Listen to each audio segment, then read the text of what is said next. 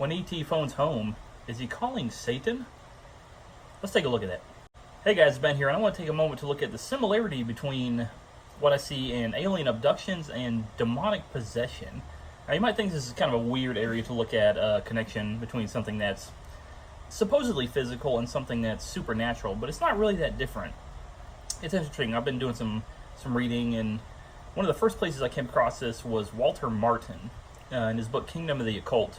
He has a section in where he talks about aliens, and he specifically breaks down the categories, CE 1, 2, 3, 4, and actually I think there's another category 5 now. But it used to be 1 through 4, and CE just stands for Close Encounters. And so that kind of piqued my interest, and then I started coming across some other apologists here and there. Not a whole lot. I kind of wish there was a little more interest in this, but Phil Fernandez was a person I came across who talks about it a little bit. And then the main guy is a person named Joe Jordan. Now, Joe Jordan has a group called CE4 Research, and what he's done is he's taken his interviews that he's had with people that have had a close encounter of the fourth kind. Now, a CE4 is an abduction case, so they actually feel or thought that they were physically abducted by an alien and taken either to another world or to a ship, or they felt that they were taken somewhere else than where they presently were. It usually happens at night. People will wake up from a deep sleep or just a regular sleep, and they will feel like they've been taken somewhere.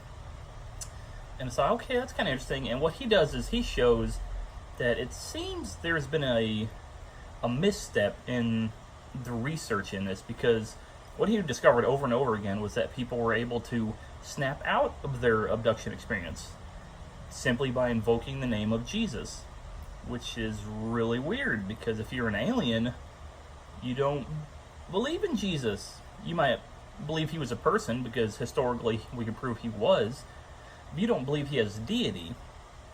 So the fact that people are able to snap out of a supposed physical abduction where they are somehow in space or on another planet seemed very odd. And he did another interview, and he went back and looked at his other interviews, and he found out that this was common. So he started calling other UFO researchers, ufologists, and found out they were coming across the same thing. But nobody wanted to report it because they thought it would put their careers in jeopardy, or they would be laughed at. Because if you're a ufologist, or you want to be taken seriously, supposedly, in the academic world, in some way, shape, or form, then you have to be a materialist. Now, you can believe in aliens, which is weird that you can believe in aliens that come from a different planet, different universe. They can be interdimensional, they can be hyperdimensional. You can believe all that, but you can't believe in the supernatural, because that's crazy and quackery. Yeah. Anyways, so that kind of got me going, and so I started doing some research, and I think my research, I came to my own conclusions, but then I remember kind of checking them against Michael Heiser. Now, Michael Heiser, a very intelligent person, he kind of came across this, and I believe he has some in a documentary that I'll put up called Aliens and Demons. It's probably also some of it in he kind of does the unseen realm thing, and he spends a lot of time in the metaphysical world. Well, he kind of confirmed that, and there's a lot of videos, and I'll throw a link down below where you can go and look what he talked about. And he talks about a researcher named, I think, William Stevens, I believe was his name, and they talk about these encounters that are eerily similar to a demonic possession. And the connection just seems really bizarre. But what do you do when you want to know what a person thinks? You listen to what they have to say.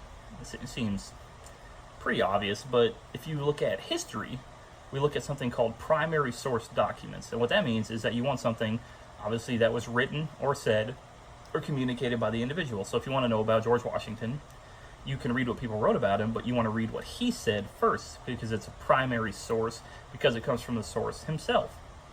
So that's a primary source document. So I said, well, if we look at the primary source document, which would be recordings or these recalled encounters by individuals, what do they have to say? And it seems that they take issue with Jesus in Christianity and the Judeo-Christian worldview specifically.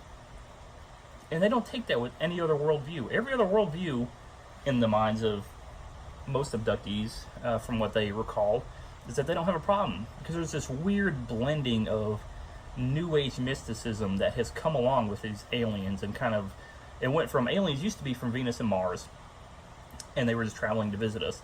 Well, now that we've gone to Venus and Mars with space probes, they've gone elsewhere. Well, we discovered, well, they can't get here in the physical world because the distance is too vast.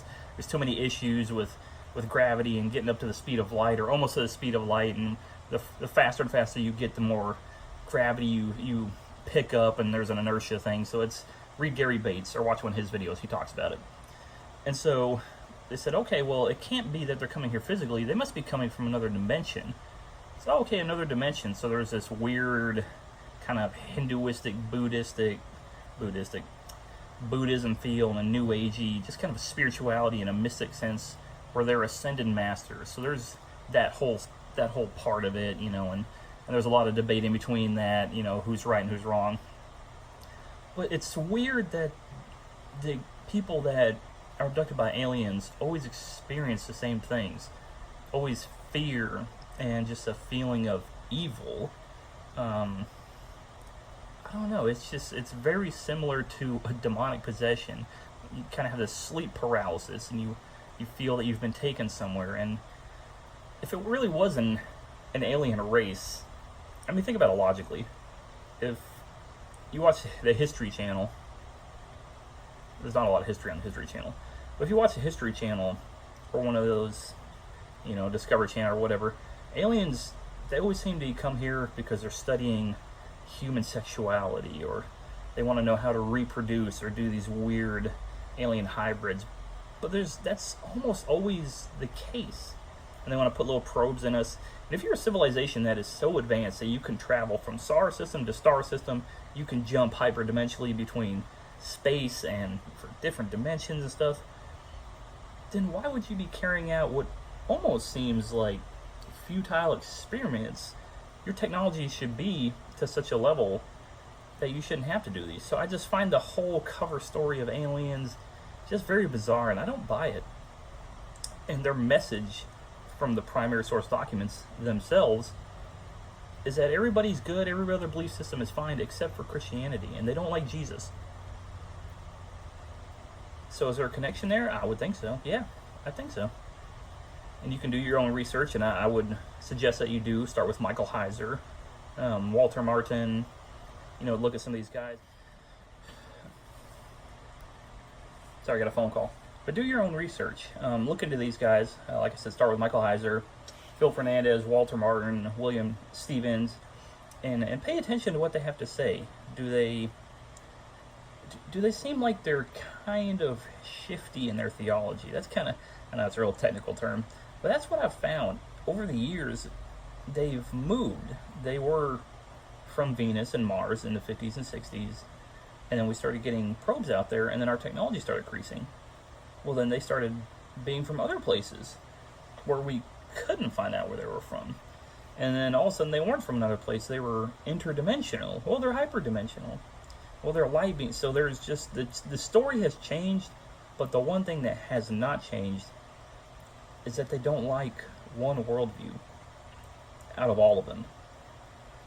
Why is that? I don't know. I haven't been able to ask any of them. Maybe one day I will. But I just have my suspicions that they operate almost in the same way that demons do. So just be careful when you're studying this. Don't get too deep a fascination with them. Stephen Bankars is an ex-New Ager who started the New Age because he was watching Ancient Aliens on the History Channel.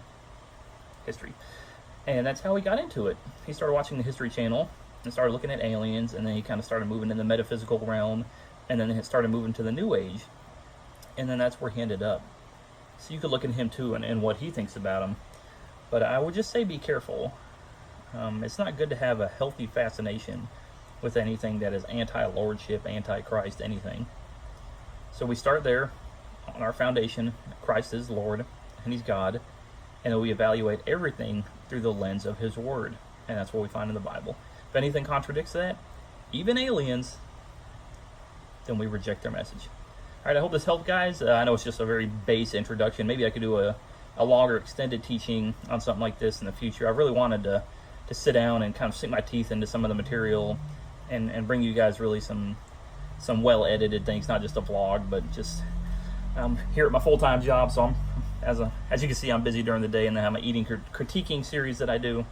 But I am going to try to get some teaching down and maybe look into some areas that isn't usually talked about in Christianity, some abnormal areas, if you will. Not abnormal in the sense that it's weird and we should talk about it, but just abnormal in the sense that it doesn't get talked about. So I hope those are helpful, guys. Go out and do some alien research, but don't get too deep into it.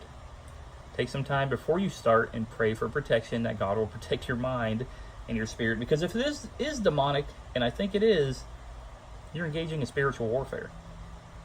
And the only way to stand up to that is Ephesians 6. Thanks, guys.